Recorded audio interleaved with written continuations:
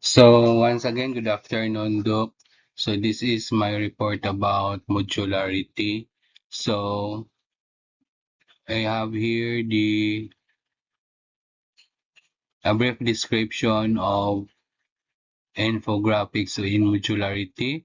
So infographics are visual representation of information, so data or knowledge that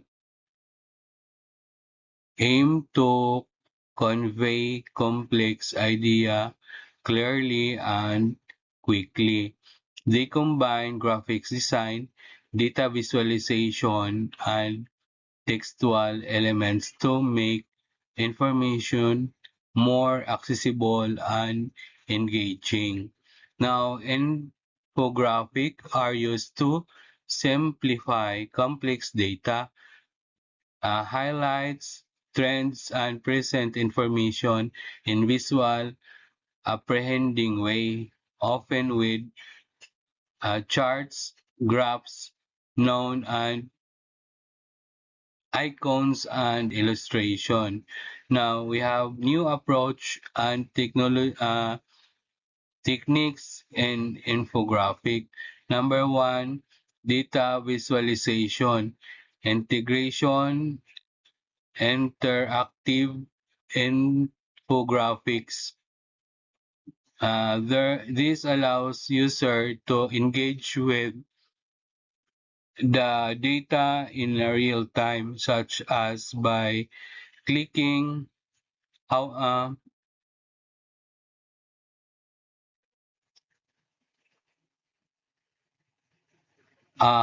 hovering to reveal additional details or explore different aspects of data.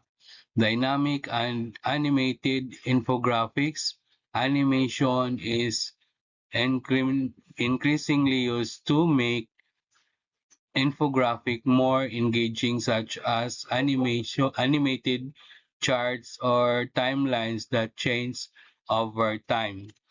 So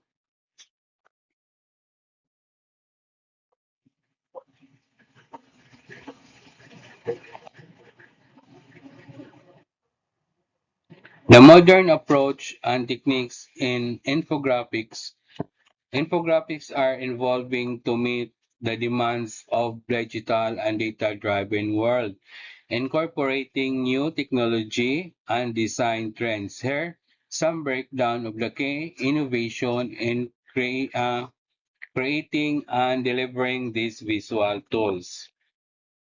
Integration of data visualization, interactive infographics. This allow users to engage with the content, exploring data through actions like clicking or hovering. For example, hovering over a graph segments might reveal detailed statistics, letting users interact directly with the information.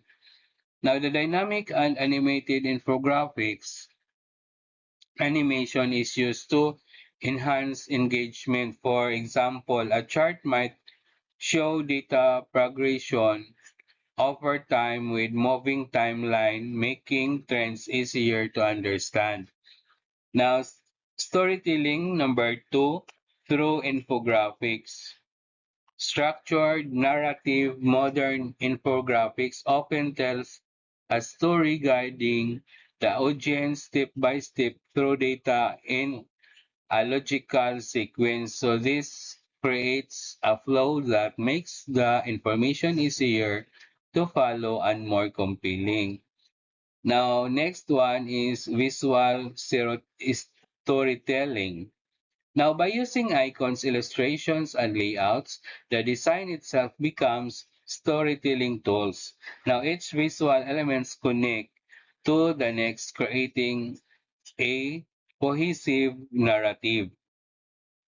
So, artificial intelligence or AI and machine learning, auto automated data handling, AI can process large datasets and generate infographics quickly.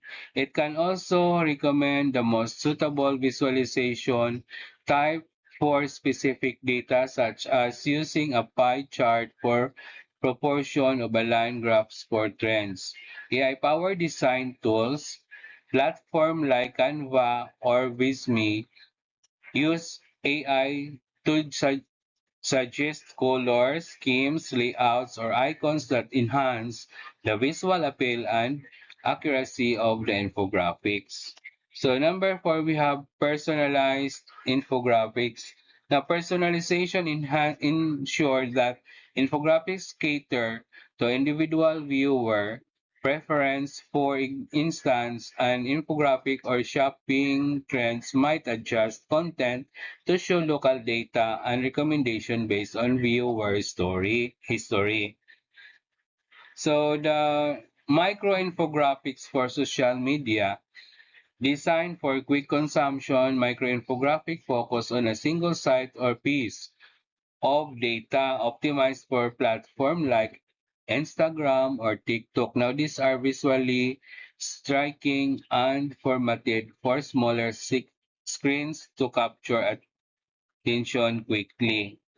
Now, minimalist design trends. Simplicity is key to avoiding information overload.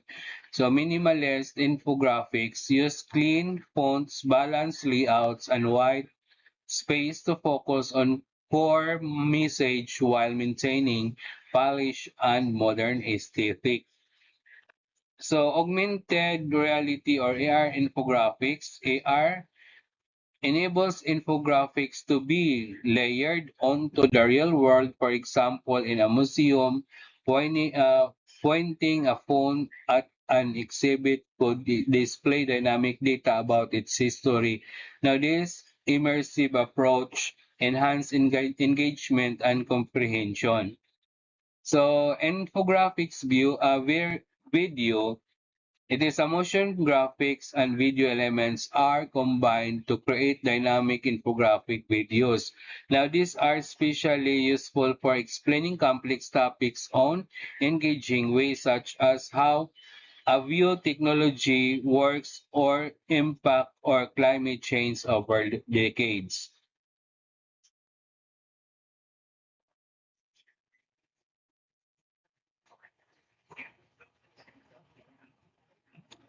So I have here the sample program in C++. I have where the calculator.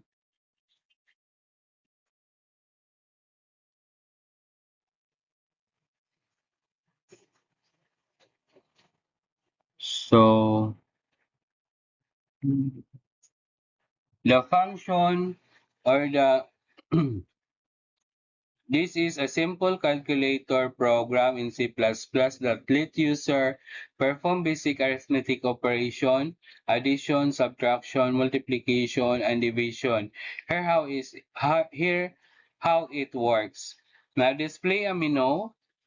The program repeatedly show a menu with five options, operations, additional, subtract, multiply, and divide, and on the option to exit. Number two, user input. The user select an operation by entering a number 1 to 5. If the user choose 5, the program exits. Otherwise, the program asks for two numbers to perform the selected operations. Performing operation based on the user choice, the program calls appropriate function, add, subtract, multiply, or divide to compute the result. It displays the result, or in the case of division, check for division by zero and display an error if necessary. Repeat until exit. The program runs a top or a loop allowing multiple calculation until the user chooses to exit. So error handling, invalid choices promptly retry. Division by zero is prevented with a conditional check.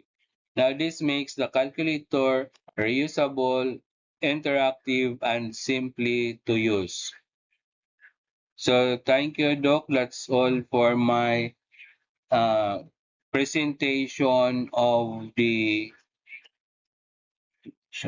modular and my sample program. Thank you, Doc.